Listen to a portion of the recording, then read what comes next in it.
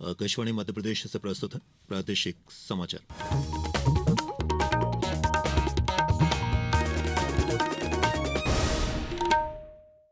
नमस्कार, समाचारों के साथ मैं प्रशांत सेंगर। सबसे पहले इस बुलेटिन के मुख्य समाचार। प्रधानमंत्री नरेंद्र मोदी ने स्वामित्व योजना के अंतर्गत 10 राज्यों और 2 केंद्र शासित प्रदेशों में 65 लाख से अधिक संपत्ति कार्ड वितरित किए। प्रधानमंत्री ने सीहोर के मनोहर मेवाड़ा से किया संवाद, स्वामित्व योजना से आए परिवर्तन को जाना। मुख्यमंत्री डॉक्टर मोहन यादव कल भोपाल में फिट इंडिया क्लब का करेंगे लोकार्पण। केंद्रीय खेल मंत्री भी रहेंगे मौजूद।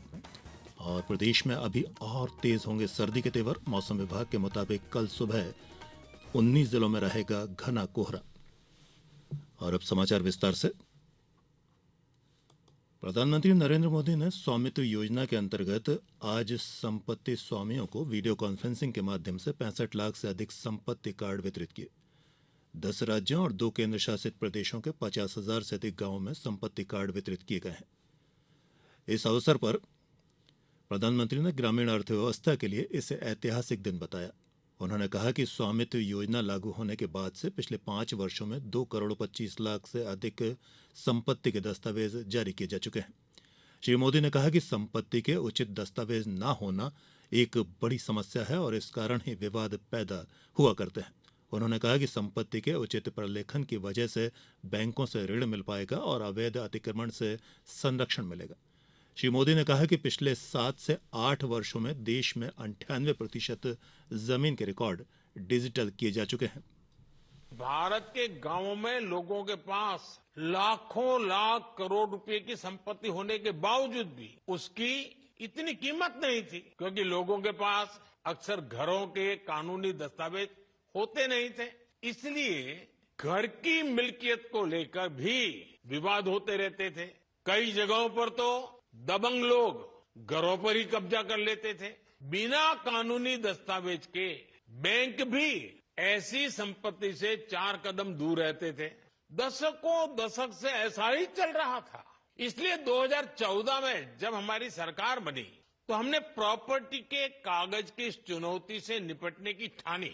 श्री मोदी ने प्रदेश के भी 15,63,000 से अधिक हितग्राहियों को ई वितरण कार्यक्रम में संपत्ति कार्ड वितरित किए।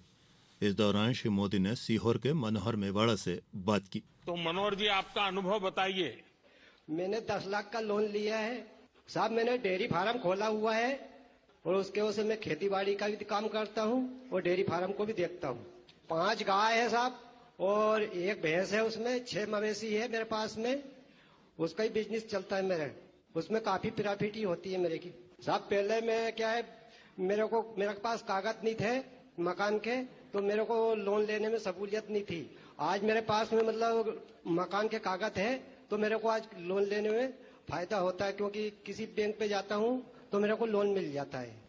30,000 की मेरी आमदनी है महीना की, तो उसमें मैं किस्त भी चढ़ा देता हूँ और बाकी का मेरा घर का खर्चा भी चला लेता हूँ उसमें।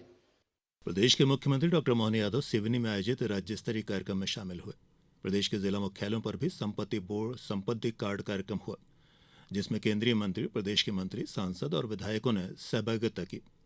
रायसेन में स्थानीय वन परिसर में स्वामित्व योजना का जिला स्तरीय कार्यक्रम आयोजित किया गया। इस कार्यक्रम में प्रदेश के राज्यपाल मंगूभाई पटेल शामिल हुए। आगरमालवा जिले के ग्राम तनोडिया में आयोजित हुए कार्यक्रम में प्रदेश के अनुसूचित जाति कल्याण मंत्री और जिले के प्रभारी नागर सिंह चौहान ने जिले के भूखंड धारकों को संपत्ति कार्ड का वितरण किया। योजना अंतर्गत जिले के 290 ग्रामों में 45,914 भूखंड धारकों को संपत्ति कार्ड वितरित किया गया। दतिया में आयोजित कार्यक्रम में मुख्य अतिथि के तौर पर कृषि मंत्री इंदल सिंह कंसाना शामिल हुए। गुना जिले के 794 ग्रामों के अंतर्गत कुल 55,823 आबादी भूखंडों का अधिकार अभिलेख भी तैयार किया जा चुका है। श्योपुर जिले में 5,241 हितग्राहियों को उनके आवास के ई कागज मिल चुके हैं। इसी तरह खंडवा जिले के 336 गांवों के 1,26,436 संपत्ति कार्ड का वितरण किया गया है। प्रदेश के रतलाम, नीमच और सतना सहित सभी जिलों में स्वामित्व योजना के कार्यक्रम आयोजित कर कार्ड वितरित किए गए हैं। प्रधानमंत्री नरेंद्र मोदी कल आकाशवाणी पर मन की बात कार्यक्रम में देश विदेश के लोगों के साथ अपने विचार साझा करेंगे। ये इस मासिक रेडियो कार्यक्रम की 118वीं कड़ी होगी। ये कार्यक्रम आकाशवाणी और दूरदर्शन के समूचे नेटवर्क, AIR न्यूज वेबसाइट और news on AIR mobile app पर भी प्रसारित किया जाएगा। ये कार्यक्रम AIR news, DD news, PMO और सूचना प्रसारण मंत्रालय के YouTube चैनलों पर उपलब्ध रहेगा। मन की बात कार्यक्रम के हिंदी प्रसारण के तुरंत बाद आकाशवाणी से क्षेत्रीय भाषाओं में इसका प्रसारण किया जाएगा।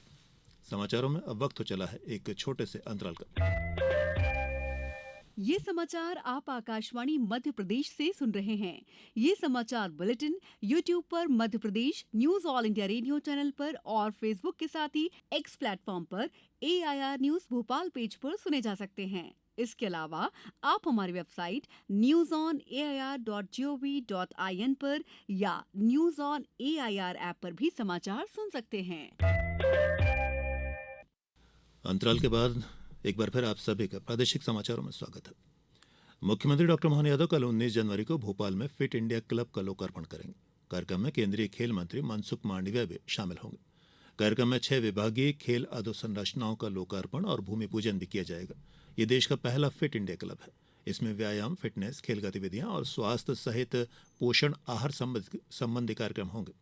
इसके तहत वॉकिंग ट्रैक, योग और मेडिटेशन केंद्र के साथ साथ ओपन जिम, पारंपरिक खेल जोन, लाइब्रेरी और किड्स जोन का प्रावधान भी किया जा रहा है।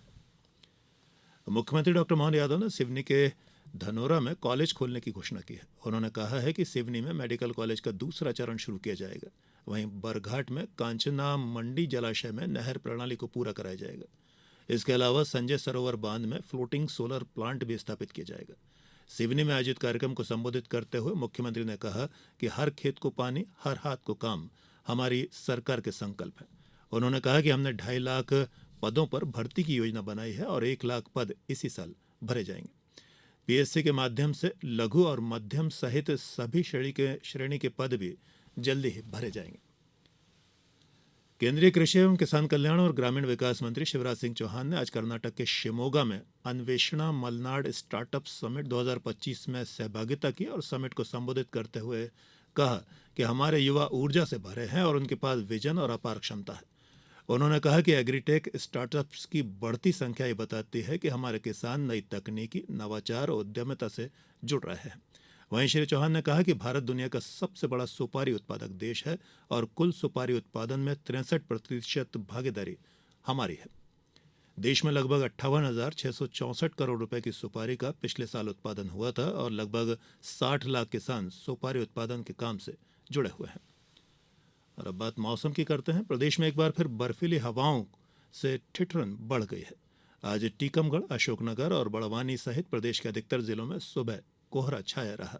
सेंधवा में करीब 10 मीटर तो अशोकनगर में 50 मीटर के करीब विजिबिलिटी रही। नर्मदापुरम के हिल स्टेशन पचमढ़ी में पारे में 4 डिग्री की गिरावट हुई। यहाँ रात का पारा 6.2 डिग्री सेल्सियस और नर्मदापुरम में 13.5 डिग्री सेल्सियस दर्ज किए गए। मौसम विभाग के मुताबिक कड़ाके की ठंड का असर अब और भी बढ़ेगा क्योंकि बर्फीली हवा की रफ्तार बढ़ेगी। अगले 3 दिन प्रदेश में कोहरा छाया रहेगा। विभाग के मुताबिक कल ग्वालियर, श्योपुर, मुरैना, भिंड, दतिया, शिवपुरी, गुना, अशोकनगर, सागर, निवाड़ी, टीकमगढ़, छतरपुर, पन्ना, सतना, रीवा, मैहर, मऊगंज, सीधी और सिंगरौली में घना कोहरा छाया रहेगा। और अब इस बुलेटिन के कुछ समाचार संक्षिप्त में। उप मुख्यमंत्री एवं देवास जिले के प्रभारी मंत्री जगदीश देवड़ा ने जिला जेल में खेल प्रतियोगिता में शामिल होकर विजेता बंदियों को प्रमाण पत्र प्रदान किए। सड़क सुरक्षा माह के अंतर्गत आगर मालवा यातायात पुलिस द्वारा कल तनोडिया में सघन वाहन चेकिंग अभियान चलाया गया, तो वहीं सोयत कला में जागरूकता के लिए बाइक रैली निकाली गई। मुरैना में 26 मार्च से 2 अप्रैल तक स्वास्थ्य शिविर आयोजित किया जाएगा, जिसमें देश के विभिन्न विषय विशेषज्ञ चिकित्सक मरीजों का निःशुल्क परीक्षण करेंगे।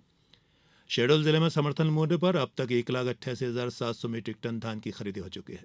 दमोह कलेक्टर ने saint John senior secondary school को 6 करोड़ से अधिक की राशि अभिभावकों को वापस करने का आदेश दिए हैं और शिवपुरी में पटाखा फोड़ने वाली 70 से अधिक मोटरसाइकिल के साइलेंसरों पर आज रोड रोलर चलाया गया। प्रादेशिक समाचारों के इस बुलेटिन में अभी इतना ही। आज्ञा दीजिए, नमस्कार।